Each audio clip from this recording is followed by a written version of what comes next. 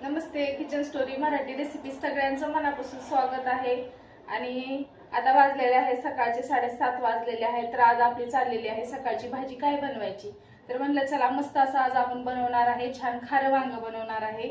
हे बघा इकडे घेतलेली आहे, सगळी तयारी करून घेतलेली आहे मी। इकडे हिरवी मिरची घेतलेले आहे 4-5, थोडेसे जिरे घेतलेले आहे, लसूण घेतलेला आहे आपण, आणि कोथिंबीर आणि खोबरं हे किसून घेतलेलं आहे। आणि इकडे मी वांगे सुद्धा छान असे कापून घेतलेले आहे। चला मग आता आपण हे बघा इकडे कढई ठेवून घेतलेली आहे मी। तर सगळ्यात आधी आपण थोडे शेंगदाणे थोडेसे भाजून घेणार आहे। शेंगदाणे आपल्याला जास्त नाहीये, थोडे थोडेच भाजायचे आहेत। कसं असतं खाऱ्या वांग्याला कच्चे शेंगदाणे जर शेंगदाणे भाजून झालेले आहेत आपण काढून घेणार आहे त्या वाटीत।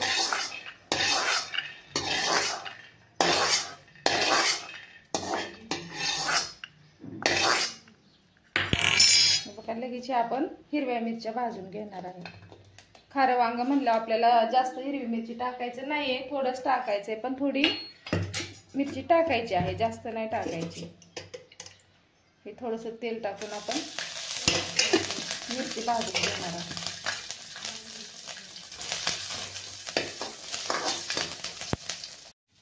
बघा छान अशी मिरची आपली भाजलेली आहे। तर आपण हे मिक्सर मध्ये टाकून घेणार आहे।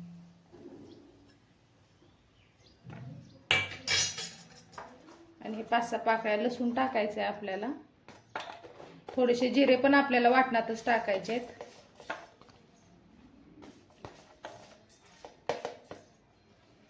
आणि थोडंसं खोबरं वापरणार आहे आपण।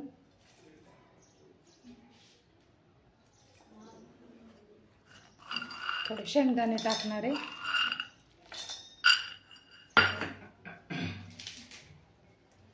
आणि थोडीशी कोथिंबीर टाकायची।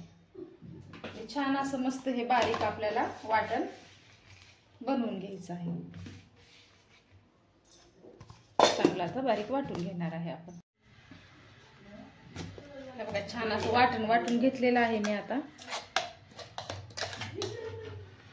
जास्त बारीक वाटायचं नाहीये, थोडंसं असं दरदरीत असं थोडंसं ठेवायचं आहे आपल्याला। याचं वाटण लई बारीक पिठासारखं करायचं नाहीये।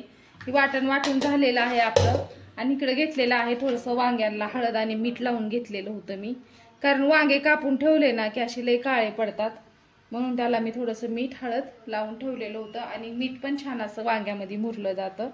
तर आता चला आता आपण मस्त अशी फोडणी देणार आहे। बघा इकडे गॅसवर कढई ठेवलेली आहे, आपण तेल टाकलेलं आहे 2 वगराळे। तेल चांगलं गरम झालेलं आहे आपलं कडकडीत। आता 1 चमचा आपण मोहरी टाकून घेणार आहे, आणि अर्धा चमचा आपण जिरा टाकणार आहे, जिरे।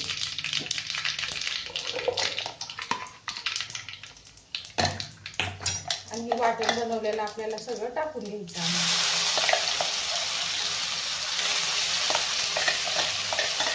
वांग्याची भाजी सारखं मसाल्याची किंवा फोडीचं वांग असं नाही येत, नक्कीच असं बनवा, खारं वांग सगळ्यांना आवडेल। बघा मसाला भाजून झालेला आहे थोडासा, आपण 1 टोमॅटो टाकून घेणार आहे। टोमॅटोला पण मसाला चांगलं असं बारीक मस्त असं परतून घ्यायचंय आपल्याला, भाजून घ्यायचंय चांगलं। जास्त आपल्याला मसाला काळा करायचा नाहीये, असाच कलर ह्याचा मसाल्याचा ठेवायचा आहे आपल्या खाऱ्या वांग बनवण्यासाठी। तर थोडंसं टोमॅटो आपण तेलामध्ये परतून घेणार आहे। बघा 10-15 सेकंद आपल्याला ह्याला असंच परतून घ्यायचंय वांग्याला आपल्या। वांगे मस्त असे आपल्याला थोडेसे तेलामध्ये असं परतायचं आहे मसाल्यात।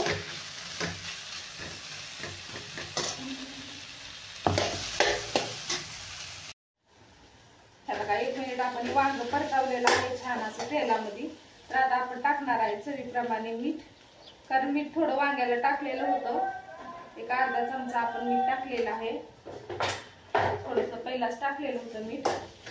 आणि आपल्याला थोडंसं वांग शिजण्यासाठी आपलं थोडं पाणी टाकायचं आहे आपल्याला।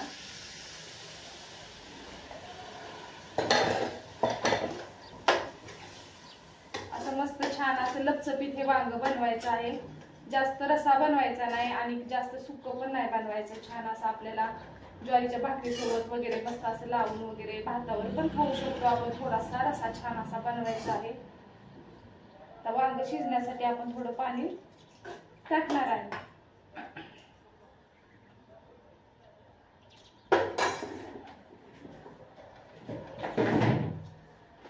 आणि हे एक आपण छान असं वांग मस्त शिजवून घ्यायचं आहे आपल्याला. हे पाणी टाकलेलं आहे ते थोडंसं कमी होईल आणि छान असं लपचपीत हे आपलं वांग होणार आहे. आता हे आपण झाकण ठेवून एक 15 मिनिट. आता इकडे पाहिजे एवढं पाणी मी टाकलेलं आहे. तर मस्त कलर आणि वास सुद्धा एकदम छान आपल्या खाऱ्या वांग्याचे येत आहे. तर एकदम आपल्याला छान एका 15 मिनिट हे वांग लागल शिजायला, जास्त गाळ करायचं नाही. हे बघा मैत्रिणींनो, मस्त असं वांग शिजलेलं आहे आपलं छान. हे बघा खाण्यासाठी एकदम तयार झालेलं आहे आणि आपण जास्त रसा बनवलेला नाही आहे. अशा प्रकारे मस्त वांग असं आपण बनवलेलं आहे.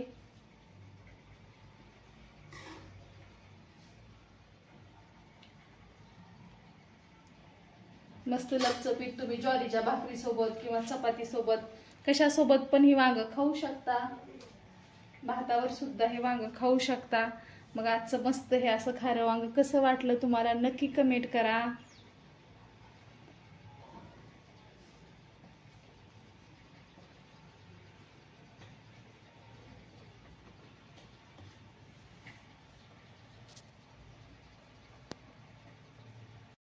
बघू शकता मस्त असं हे खारं वांग बनवलेलं आहे. एकदम साध्या सिंपल पद्धतीने आपलं छान मस्त वांग तयार झालेलंच आहे. चपाती भाकरी सोबत तुम्ही कशा सोबत पण खाऊ शकता. आजचा हा तुम्हाला व्हिडिओ कसा वाटला नक्की कमेंट करा आणि आवडला असेल तर एक लाईक करा. माझ्या चॅनलवर तुम्ही नवीन आला असेल तर चॅनलला सबस्क्राईब करा. परत भेटू अशाच एक छानशा रेसिपी सोबत. तोपर्यंत धन्यवाद मैत्रिणींनो. नक्की तुम्ही सुद्धा अशा प्रकारे